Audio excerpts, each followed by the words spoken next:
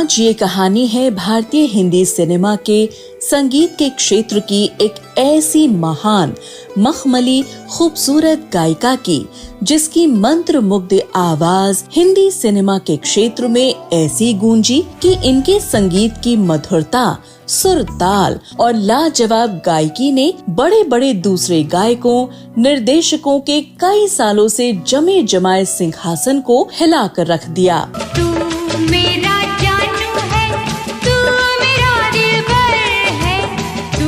इस महान गायिका ने जब हिंदी सिनेमा में अपना कदम रखा तो क्यों लोग इस गायिका को लता मंगेशकर का दूसरा स्वरूप मानने लगे। बहुत प्यार करते हैं तुमको सनम। इस गायिका की आवाज में वो जादू था कि लोग इनको नए युग की नई लता कहने लगे।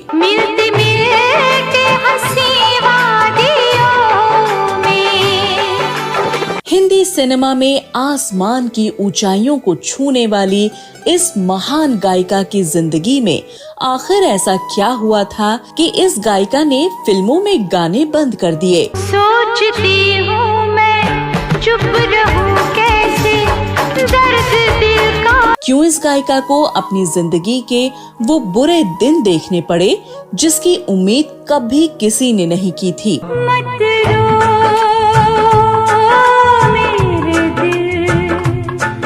क्यों इस गायिका को फिल्मों से अपना दामन छुड़ा कर लेना पड़ा भक्ति संगीत का सहारा। मन मेरा मंदिर, शिव मेरी पूजा, शिव से। इस गायिका की हंसती खेलती जिंदगी में ऐसा क्या हुआ था कि इनके पति को दूसरी मशहूर गायिका ने बेइज्जती करके संगीत स्टूडियो से बाहर निकलवा दिया। जमाने के देखे हैं रंग हजार, नहीं कुछ। तो वहीं इनके बेहद करीबी इंसान को सबके सामने कातिलों ने गोलियों से भून दिया।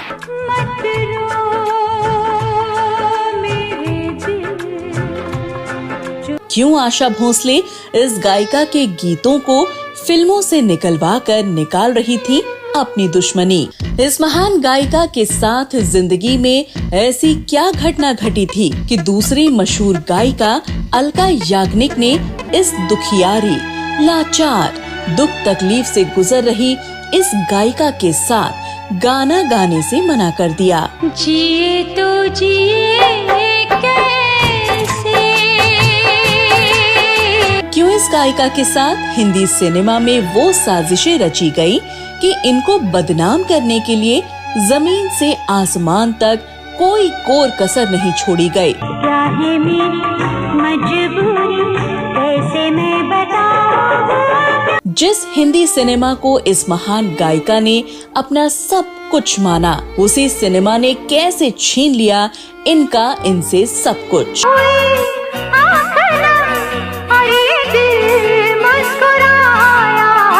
इस गायिका की जिंदगी में क्या हुआ था ऐसा कि ये गायिका 40 दिनों तक बिस्तर में पड़ी पड़ी तड़पती रही, और जब ये गायिका बिस्तर से बाहर आई तो इनकी जिंदगी में वो क्या चमत्कार हुआ जिसको सुनकर लोग आज भी हैरान हो जाते हैं।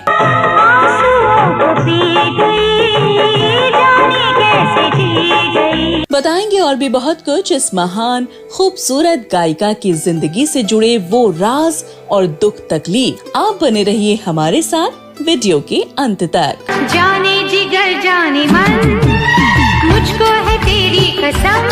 हम अपने इस शो में बात कर रहे हैं एक ऐसी बेमिसाल, बेहतरीन, लाजवाब और मधुर और सुरीली आवाज की मल्लिका की, भक्ति गीतों की रानी, जिसको भगवान ने सब कुछ दिया। अपनी इसी लोकप्रियता और गायकी की वजह से ये पूरी दुनिया में पहचानी गई मधुर संगीत और आवाज की मल्लिका अलका नाडकर्णी, यानी अनुराधा पौडवाल के नाम से।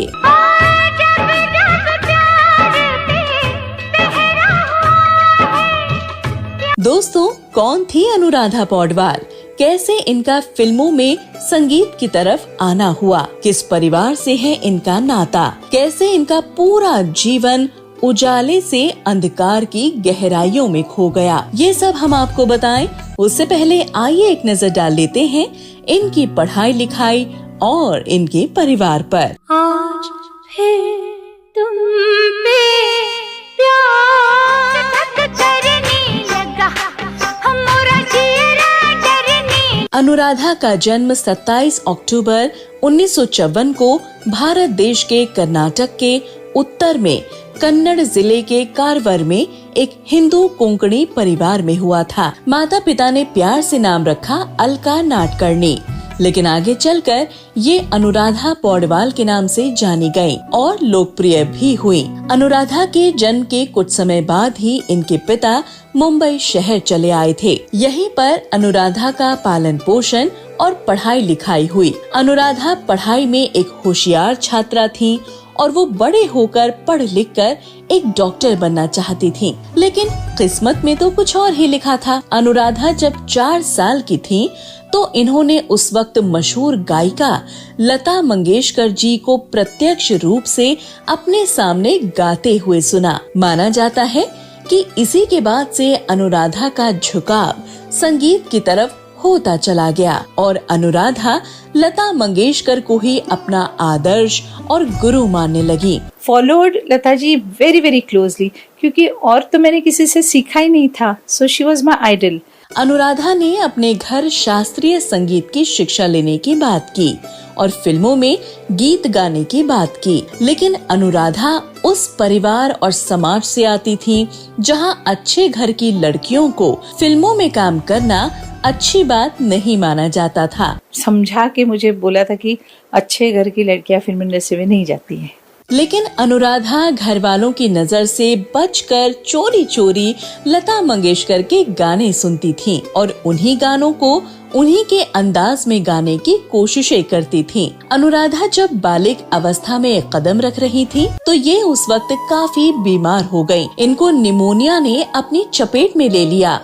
And then I got pneumonia, and during that time I was completely I lost my voice. ये 40 दिनों तक लगातार बिस्तर में पड़ी रहीं और बीमारी से जूझती रहीं। इनकी आवाज भी चली गई थी। बताया जाता है कि बीमार होने से पहले तक इनकी आवाज साधारण होती थी, लेकिन जब इस बीमारी से अनुराधा ठीक हुई तो ये बड़ी हैरानी की बात थी कि अनुराधा की आवाज एकदम से बदल गई थी। नई बीमारी के कारण मेरी आवाज ठीक हो गई। हाँ, उसके पहले मेरी आवाज it was very rough and very hoarse. Anuradha ने बताया था कि उस बीमारी के समय इनके परिचितों ने इनको लता मंगेशकर की आवाज में भगवत गीता रिकॉर्डिंग सुनने को दी थी। डेली पूरा दिन भर मैं लता जी की गाई हुई भगवत गीता सुनती थी।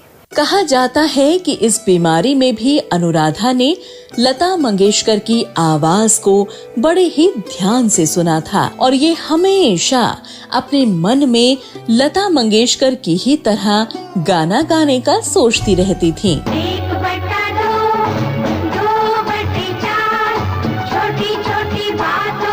जब अनुराधा 16 साल की हो चली थी तो ऐसे में एक पारिवारिक प्रोग्राम में इनकी मुलाकात अरुण पौडवाल से हुई। अनुराधा और अरुण को एक दूसरे से पहली ही मुलाकात में प्यार हो गया था। 2 लफ्ज़ों में लिख दी मैंने अपनी प्रेम कहानी, तू मेरे दिल। अरुण पौडवाल हिंदी सिनेमा के संगीत के क्षेत्र से आते थे और इनके घर वाले हिंदी सिनेमा को अच्छा नहीं समझते थे, इसीलिए वो शुरुआती समय में अरुण को पसंद नहीं करते थे। लेकिन जब अरुण अनुराधा के घर वालों से मिले, बातचीत हुई तो वो अरुण पौडवाल से काफी प्रभावित हुए और अपनी बेटी अनुराधा के साथ शादी के लिए मान गए। मैंने प्यार तुम्हीं से किया है, मैंने दिल भी तुम्हीं को दी। हालांकि शादी के वक्त अनुराधा 16 साल की नाबालिग थी, लेकिन इनके पति अरुण पौडवाल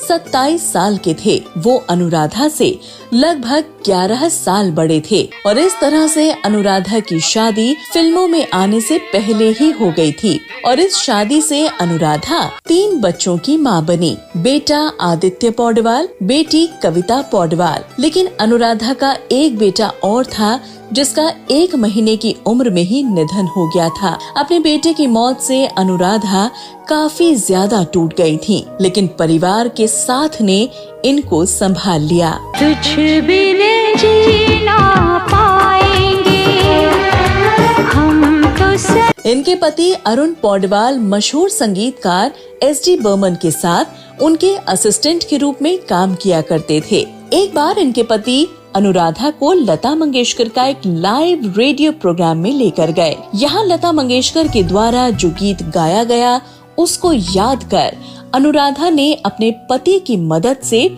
उस गीत को रेडियो के मराठी कार्यक्रम पर गाया। लोग इतने प्रभावित हुए कि लोगों ने पहली बार किसी और गायिका की तुलना लता मंगेशकर से कर डाली। एहसान तेरा होगा मुझ पर दिल। अनुराधा के पति चाहते थे कि वो फिल्मों में गाना गाएं और पति की बात मानते हुए अनुराधा ने साल 1973 में अमिताभ बच्चन और जया भादुड़ी की फिल्म अभिमान से शुरुआत की। दरअसल अभिमान फिल्म का संगीत एसडी बर्मन दे रहे थे और अरुण एसडी बर्मन के असिस्टेंट थे। इस फिल्म में जया के ऊपर एक फिल्माए जा रहे गाने में कुछ लाइनें थी जो लता मंगेशकर को गानी थी। उनको इनके पति अरुण ने अनुराधा की आवाज में रिकॉर्ड करके एसडी बर्मन को सुना दिया। जब एसडी बर्मन ने पूछा कि ये आवाज किस लड़की की है, तब अरुण ने बताया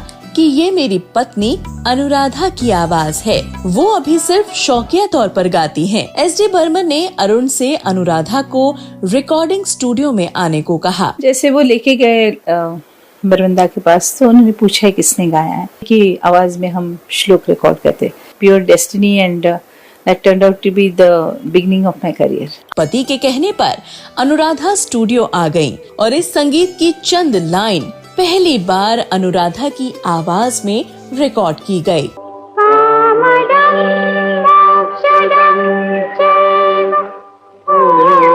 इन चंद लाइनों के लिए अनुराधा को सराहना तो मिली, लेकिन सफलता और उनके बीच काफी दूरी थी। लेकिन इनकी इस दूरी को कम किया फिल्म निर्माता सुभाष घई की फिल्म काली चरण ने, जो साल 1976 में बनकर रिलीज हुई थी। 1/2 इसके बाद अनुराधा हिंदी और मराठी भाषा में इक्का दुक्का गीत गाने लगी। लेकिन साल 1983 में अनुराधा की जिंदगी एकदम से बदल गई, क्योंकि इसी साल सुभाष घई की फिल्म हीरो आई।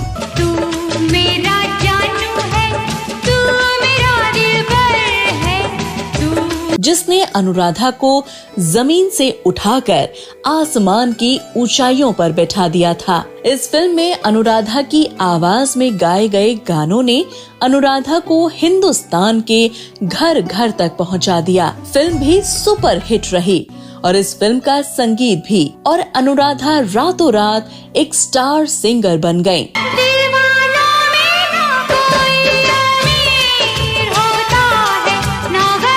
और इसके बाद अनुराधा ने कभी पीछे पलटकर नहीं देखा और अब लगभग हर दूसरी फिल्म में अनुराधा के मधुर आवाज में गाने रिकॉर्ड होने लगे और अनुराधा ने मेरी जंग, बंटवारा, राम लखन, तेजाब जैसी सुपर हिट फिल्मों में अपनी आवाज दी।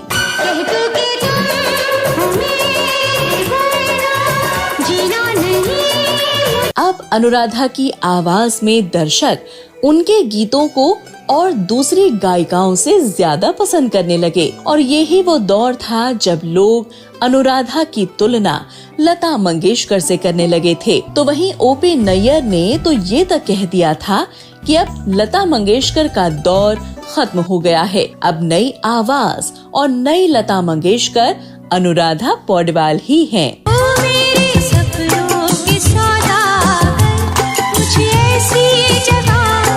ओपी नैयर का ये कहना अनुराधा के लिए किसी अवार्ड से कम नहीं था। अब अनुराधा लक्ष्मीकांत प्यारेलाल, कल्याण जी आनंद जी जैसे महान संगीतकारों के साथ खूब काम कर रही थी और कामयाबी अनुराधा के कदम चूम रही थी।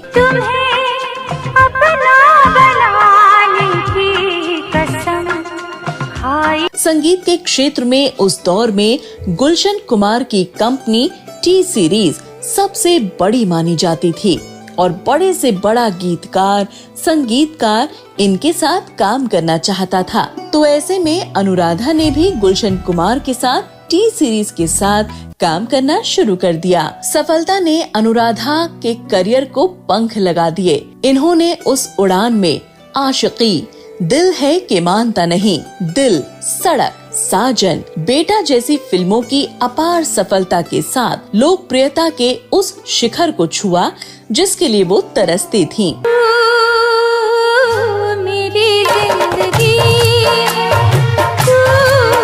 अनुराधा की सफलता का अंदाजा इसी बात से लगाया जा सकता है कि अनुराधा को लगातार साल 1991 से लेकर साल 1993 तक सर्वश्रेष्ठ गायिका के लिए फिल्म फेयर अवार्ड से नवाजा गया। अनुराधा जिस रफ्तार से आगे बढ़ रही थी, उससे तो लग रहा था कि इस गायिका के आगे अब और किसी गायिका की आवाज की एक न चलेगी। लेकिन वो कहते हैं ना कि किस्मत में जो लिखा होता है, होता वही है। और अनुराधा जब टॉप गायिका के पायदान पर थीं, सबसे महंगी गायिका थीं और सबसे लोकप्रिय भी थीं, तो ऐसे में इन्होंने अपनी जिंदगी का फैसला किया कि ये अब केवल टी सीरीज कंपनी के साथ ही गाना गाएंगी। और शायद अनुराधा का ये फैसला उनकी जिंदगी का सबसे बड़ा गलत फैसला था। अनुराधा के इस फैसले का सबसे ज्यादा फायदा उस वक्त की दूसरी महिला गायिका अलका याग्निक को हुआ, क्योंकि जिन आने वाली फिल्मों के लिए अनुराधा आवाज देने वाली थी, वो सारे गाने अलका याग्निक की झोली में आ गिरे।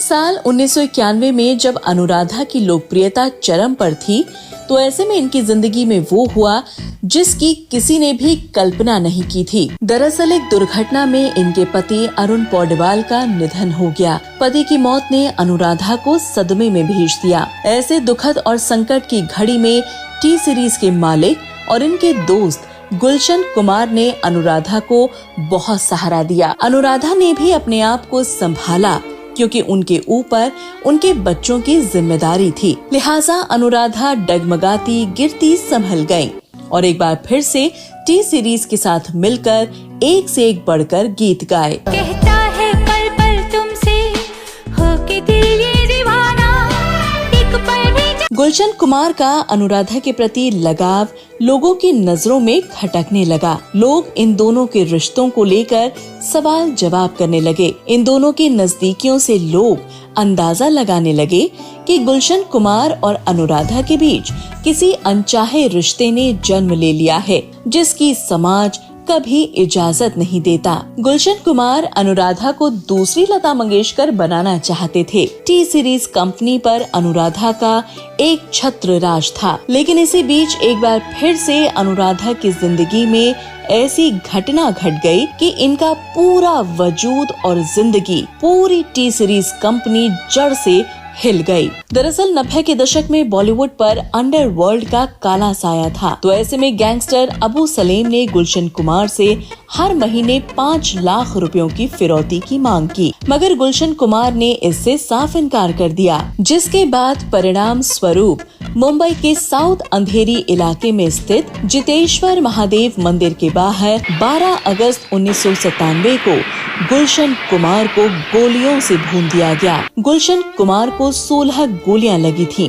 हालांकि गुलशन की मौत के बाद इनकी हत्या की जांच की गई और फिल्मी संगीतकारों के घरों तक भी ये जांच पहुंची। अनुराधा पूरी तरह से बिखर गई थी और अब अनुराधा ने अपने आप को फिल्मों से एकदम अलग सा कर लिया था और ये अपने दुख में ही डूबती चली गई। हालांकि कुछ समय बाद अनुराधा संभली और ये अब भक्ति गीतों को ही गाने लगी। इंडस्ट्री में लोगों का एक दूसरे को गिराकर पैर खींचने की परंपरा ने अनुराधा को इतना दुखी कर दिया था कि ये फिल्मों से ही दूर हो गयी। हालांकि इन्होंने गुलशन कुमार के जाने के बाद भी टी सीरीज कंपनी के साथ मिलकर मन, हम साथ साथ हैं, सिर्फ तुम जैसी फिल्मों के लिए गीत गाए थे। चाहा है तुझको, चाहूंगी हरदम, साल 2000 के आते आते इन्होंने फिल्मों से बिल्कुल किनारा कर लिया और अब सिर्फ अपने आप को भक्ति गीतों के हवाले कर दिया। अनुराधा पौडवाल को साल 2006 में आई फिल्म जाने होगा क्या में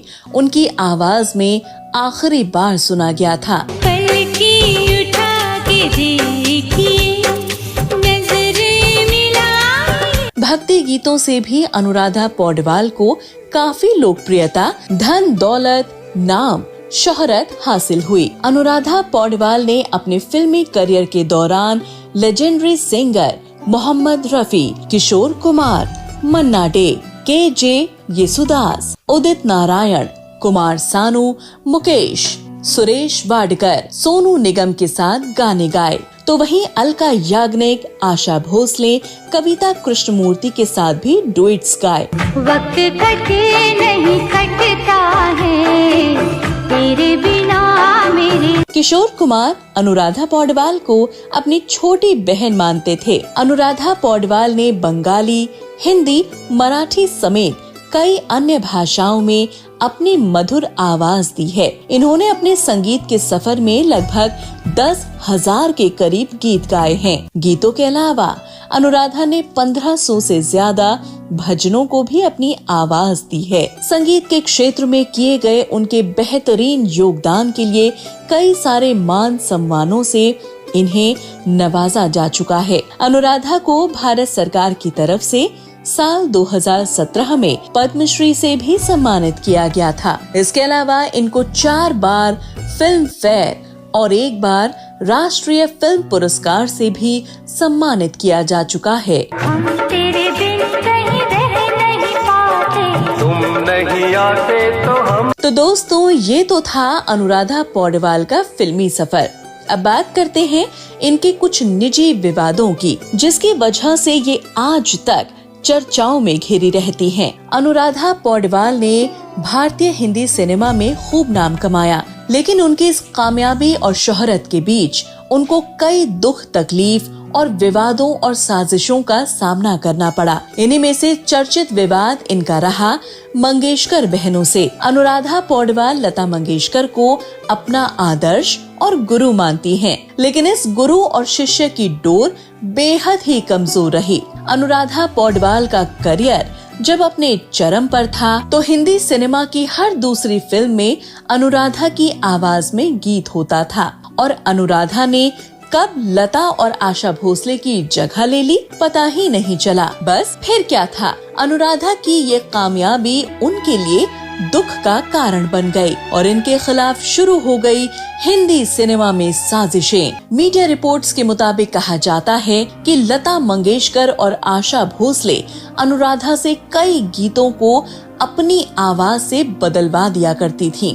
अर्थात अनुराधा अपनी आवाज में गाने को रिकॉर्ड करके आती, लेकिन जब फिल्म रिलीज होती थी तो फिल्म देखकर पता चलता था कि अनुराधा की आवाज में गाया गया गाना कब लता मंगेशकर की आवाज में रिकॉर्ड करके फिल्म में डाल दिया गया, इसका तभी पता चलता था। जैसे कि फिल्म नागिन का चर्चित गाना मैं तेरी दुश्मन, दुश्मन तू मेरा को अनुराधा पौडवाल की आवाज में रिकॉर्ड किया गया था, लेकिन जब ये फिल्म रिलीज हुई तो पता चला कि ये गाना कब लता मंगेशकर की आवाज से रिप्लेस हो गया, इसकी कोई खबर ही नहीं लगी। ये सब देखकर अनुराधा पौडवाल को बहुत दुख होता था और अपने इस दुख को वो किसी से भी नहीं कह पाती थी। मैं तेरी दुश्मन, दुश्मन तू मेरा, मैं ना। अनुराधा पौडवाल की लोकप्रियता उनके लिए समस्या बनती जा रही थी और इसी सब के चलते एक बार तो आशा भोसले ने सारी हदें पार कर दी। आशा भोसले ने अनुराधा पौडवाल के पति अरुण पौडवाल को भरे स्टूडियो में सभी के सामने उनका घोर अपमान करके बाहर निकलवा दिया था। दरअसल हुआ यूं कि उस समय कई म्यूजिक कंपोजर लता और आशा की जगह अनुराधा से गाना रिकॉर्ड करवाना चाहते थे, क्योंकि उस समय अनुराधा के गाने इन दोनों बहनों से ज्यादा लोकप्रिय हो रहे थे और अच्छी कमाई इनकी हो रही थी। एक दिन आशा भोसले अपने ससुर एसडी बर्मन के स्टूडियो में एक गाना रिकॉर्ड करने पहुंची तो वहां अनुराधा अपने पति अरुण पौडवाल, जो कि उस समय आशा भोसले के ससुर एसडी बर्मन के असिस्टेंट थे, उनको देखकर आशा एकदम से भड़क गयी और गुस्से में आ गई और उसे गुस्से में बोल पड़ी कि ये आदमी जब तक मेरे सामने रहेगा इस स्टूडियो में मैं तब तक गाना रिकॉर्ड नहीं करूंगी। पहले इस आदमी को स्टूडियो से बाहर करो। हुआ भी फिर वैसा ही जैसा आशा भोसले ने चाहा। उनके पति को इस तरह से अपमानित करके सबके सामने स्टूडियो से बाहर निकाल दिया गया और इस तरह से आशा ने अनुराधा की कामयाबी का बदला उनके पति से लिया। जब इस बात को अनुराधा को बताया उनके पति ने तो अनुराधा को बहुत दुख हुआ था। जहां एक तरफ मंगेशकर बहनें अनुराधा से आए दिन गीतों को छीन रही थीं, तो वहीं अब पब्लिकली उनके करीबियों को बेइज्जत कर रही थीं। और यही कारण था कि अनुराधा ने इन सब बातों से तंग आकर सिर्फ टी सीरीज कंपनी के साथ गाने गाने का फैसला किया था। भूली बिसरी एक कहानी। लेकिन बेचारी अनुराधा कब तक मंगेशकर बहनों के वर्चस्व के आगे टिक पाती। अनुराधा हर तरफ से मुश्किलों का सामना कर रही थी, तो ऐसे में इनका एक विवाद हो गया दूसरी गायिका अलका याग्निक से। दरअसल अलका याग्निक उस समय एक उभरती गायिका थी और उनकी लोकप्रियता भी दिन प्रतिदिन बढ़ती जा रही थी। तो ऐसे में एक बार कुछ गाने अलका याग्निक की आवाज में रिकॉर्ड हुए थे, लेकिन उन गानों में कुछ गाने के बाद अनुराधा की आवाज के साथ उन्हें रिप्लेस कर दिया गया और इस बात से अलका याग्निक अनुराधा से बेहद नाराज हो गयी और अलका याग्निक ने अनुराधा को नीच औरत तक कह दिया था और अनुराधा से एक लंबे समय तक कोई बातचीत नहीं की। जबकि अलका याग्निक भूल गई थी कि अलका याग्निक को जो गाने मिले थे वो अनुराधा की वजह से ही मिले थे। अनुराधा पौडवाल हर तरफ से अकेली थीं। उनका किसी ने भी साथ नहीं दिया। पूरी फिल्म इंडस्ट्री ने इनके खिलाफ हमेशा साजिशें की और अनुराधा के प्रति दूसरी गायिकाओं, संगीतकारों, फिल्म निर्माताओं, अभिनेता अभिनेत्रियों की बेरुखी नफरत ने अनुराधा को तोड़ कर रख दिया था। मुझे कोई दे दे ज़हर, हंस के मैं पी लूंगी। और इसी सब से थक हार कर अनुराधा ने भक्ति संगीत की तरफ अपने आप को मोड़ लिया था। उनकी आवाज में अनेकों भजन, गीत, चौपाई रिकॉर्ड हुए, जिन्होंने कई रिकॉर्ड बनाए तो कई तोड़े। उनके एक भक्ति देवी गीत आऊंगी आऊंगी अगले बरस में आऊंगी जब रिलीज हुआ था तो दिल्ली शहर में इस गीत के 90,000 से ज्यादा कैसेट एक घंटे में बिक गए थे।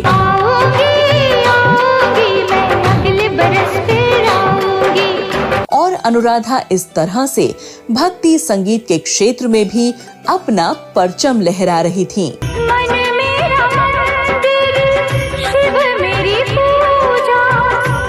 अनुराधा की जिंदगी में सुख से ज्यादा दुख रहे। वो कभी भी चैन की सांस नहीं ले पाई थी। समय गुजर रहा था। अनुराधा पौडवाल की ऐसे में एक दिन केरल की रहने वाली एक 45 साल की महिला ने इनके ऊपर एक ऐसा आरोप लगाया जिसको सुनकर सबके पैरों तले जमीन निकल गई। उस महिला ने बताया कि वो अनुराधा पौडवाल की पहली बेटी हैं। करमाला नाम की इस महिला ने बताया कि वो जब 4 दिन की थी तब अनुराधा ने उन्हें किसी को सौंप दिया था। उन्हें इस बात का पता तब चला जब उनके पिता ने मरते समय इस राज से पर्दा उठाया था। करमाला ने अपनी इस बात को फैमिली कोर्ट में भी दर्ज करवाया था और अपने लिए अनुराधा से 50 करोड़ की धनराशि की मांग की थी। साथ ही उनके पति अरुण पौडवाल की संपत्ति में भी हिस्सा मांगा था। लेकिन वहीं अनुराधा ने इन दावों को एक सिरे से नकार दिया और करमाला को अपनी बेटी नहीं माना। लेकिन ये बात बड़ी हैरानी की रही कि ये महिला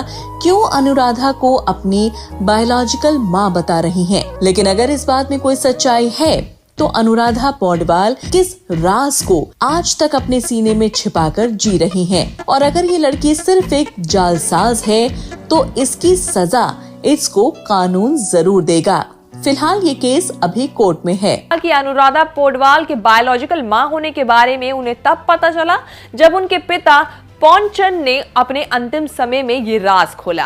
अनुराधा पौडवाल भारतीय हिंदी सिनेमा की वो गायिका रही हैं जिनकी जिंदगी में दुख हमेशा मजबूती के साथ बना रहा। अनुराधा की जिंदगी ठोकर खा रही थी, तो ऐसे में भगवान ने एक बार फिर से इनकी जिंदगी को दुख से भर दिया। इनका एक बेटा मात्र 1 महीने का था तब गुजर गया और दूसरा बेटा आदित्य पौडवाल 35 साल की उम्र में किडनी फेलियर के चलते दुनिया को अलविदा कह गया। बेटे की मौत से अनुराधा का बचा कुचा जीवन भी दुखों की भेंट चढ़ गया। उम्र के इस पड़ाव पर जवान बेटे की मौत दुनिया के सबसे बड़े दुखों से कम नहीं थी। अनुराधा की जिंदगी से धीरे धीरे लोग अलविदा कहते गए। पहले पति, फिर सबसे अच्छे दोस्त और प्रेमी गुलशन कुमार, फिर दूसरा नौजवान बेटा। वक्त के दुख थपेड़ों ने अनुराधा को हमेशा के लिए अंधेरे में डुबो दिया, जिससे अनुराधा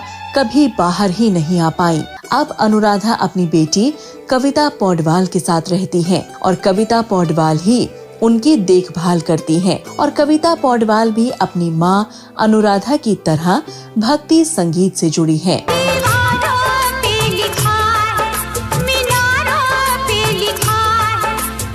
तो दोस्तों, ये था अनुराधा पौडवाल की जिंदगी का सफर। अनुराधा ने हमेशा सबकी मदद की, लेकिन इनकी मदद किसी ने नहीं की। अनुराधा बड़ी हिम्मत के साथ बनी रही। अनुराधा आज जैसी भी हैं, लेकिन आज भी उनके घर सुबह हवन होता है। उनका घर किसी मंदिर से कम नहीं लगता। कई लोगों के लिए अनुराधा एक देवी की तरह है। अनुराधा भारतीय जनता पार्टी की सदस्य हैं।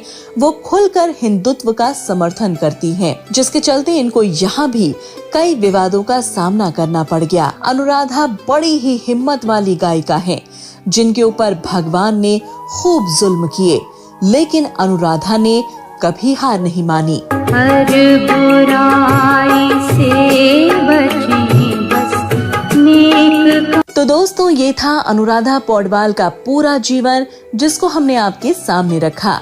अब आप खुद बताइए कि अनुराधा की जिंदगी में सबसे बड़ा दोषी कौन रहा है? भगवान ने इनके साथ ऐसा करके किन कर्मों की सजा दी? आप अपनी बात कमेंट के जरिए जरूर रखें।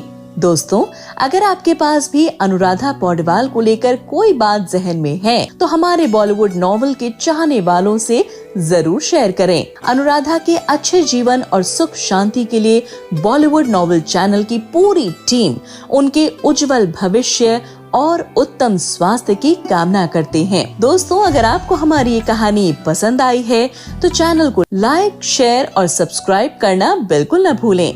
और जो लोग आज ही हमारा ये एपिसोड देख रहे हैं, तो उनसे भी यही प्रार्थना है कि चैनल के लिए आपका प्यार हमेशा यूं ही बना रहे। उसके लिए हमेशा हमसे आप जुड़े रहें और चैनल को लाइक और सब्सक्राइब करते रहें। बहुत जल्द एक बार फिर से आपके सामने हाजिर होंगे एक और महान हस्ती की सच्ची कहानी लेकर।